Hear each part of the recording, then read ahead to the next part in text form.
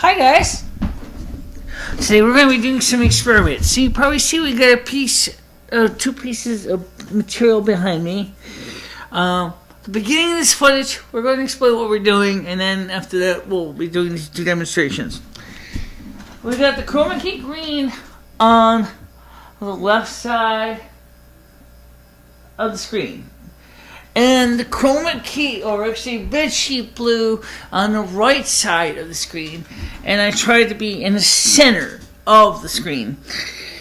What we're going to try to do is combine a couple tests simultaneously. One of the first things I want to know is it easy for me to key in on the green or key in on the blue? Now, we did a blue last time and it looked really good, but unfortunately, when I wore my denim skirt, I'm wearing the same outfit I wore then, my lower torso disappeared. So let me explain the effect and how it happens. I'm going to stand up, so unfortunately you're not going to see my head. So you're just going to have to just look at my waist anyway.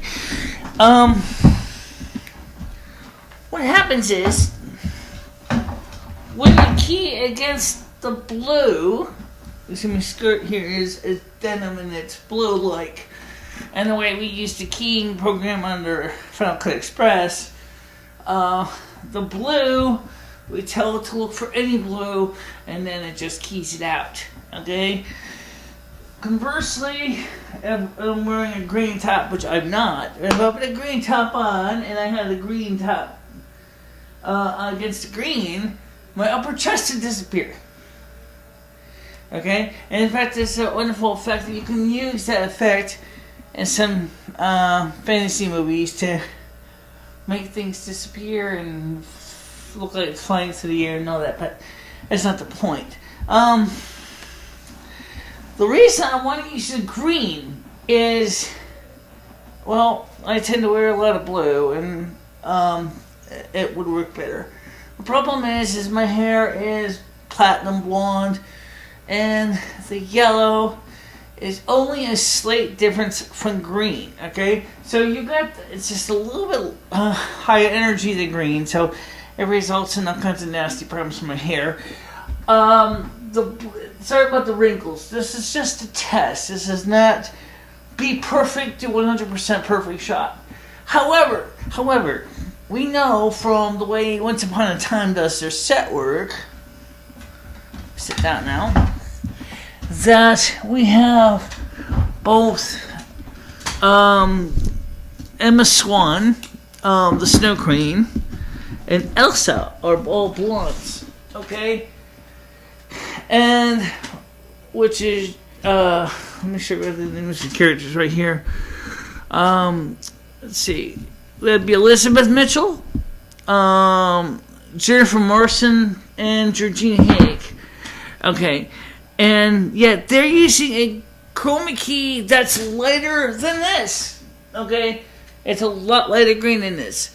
So the question that I'm asking is, if you got blonde-haired people and a light chromakey background, that means that somehow post-production is able to key out, even though their hair color is close enough to that shade. Now, by the way, Mr. Cat just joined me. He's not going to be keying out very well either way, because he doesn't have either yellow or green, and he certainly doesn't have any blue in his fur.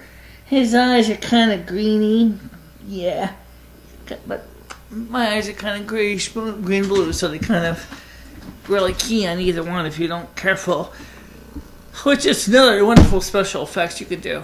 Okay, but we're not trying to go there with the special effects necessarily. But the idea is, I want to do is, so what we're going to do is let's get started. And now I've learned how to cut the segments and edit the segments so that we can get the effect on. And I also learned how to title, so we can title the segments as we go. So let's get started.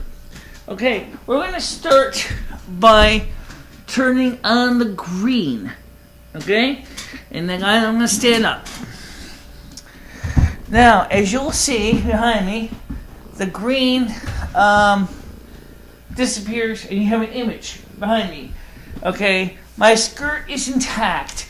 I look good, and my hair might be acting kind of weird in the picture. That's a software issue. It's not necessarily a keying problem. Now, let's do the other picture. Oh, I got the blue. Uh-oh, I have no waist. Gee, that's not nice. I just lost a whole half of my weight. Okay, not really, but you get the idea. The point is now my hair is looks good. The top looks good. The hell good, and the green too, didn't it? Yes. Okay, so that's because the top is a little bit yellow, but not too bad. Okay. So now I'll turn it off. Okay, so now you see how that works between the chroma key and the green and the blue screen. Now the question is which one to use to work in the video. I haven't decided yet. So we're gonna work on that. And that's the whole point of this video, is to test it. It's not to be perfect. Let's not bullshit. That's green. That green is kind of wrinkly. I did not totally straighten it out. That also proves that if your green has any wrinkles, in some cases, keying it is almost impossible. Final Cut Express gives several ways to key it. The effect I use is I don't use a standard chroma key filter. I use a different kind of filter that allows me to key specifically on green or blue and allow me to dial it more precisely. It works. I don't know how to explain it, but it just does. Okay? And so that's what I'm doing right now. Okay, so now I'm going to sit down. Chroma key green. See the look? Chroma key blue. Now, you see when I'm sitting on a chair, there's no difference. You saw when I stood up that the waist disappears. So, I wanted to show it, because you saw my bottom on the last part of it, you didn't see my top. So now we're going to show you the top, so you know the difference. And off, both are off. So that's it.